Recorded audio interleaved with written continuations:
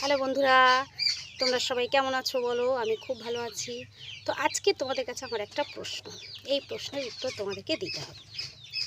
যখন আমি ছোট ছিলাম তখন আমাদের মারা কি পেটানো নয় না পিটিয়েছে, এত মার মেরেছে, এত চেলাকাট দিয়ে মেরেছে যে পিঠের দাগ মনে হয় এখনও থেকে গেছে। আর যেই আমার বিয়ে হলো, যেই আমার একটা ছেলে হলো, সে যখন দুষ্টু করতে যায়, যখন আমি পেটাতে যাই, আমার মার খরা খরা ছিল যে ভালোবাসা, এখন হঠাৎ ভালোবাসার বন্যা দেখা দিয়েছে।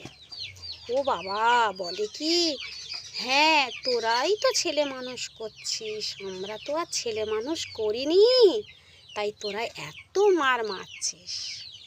বলি হ্যাঁ, তোমরা কিভাবে মানুষ করেছো সেটা আর আমাকে বোঝাতে হবে না, সংসারের সমস্ত ঝাল আমাদের পিঠের ওপর দিয়েই তোমাদের চলে যেত।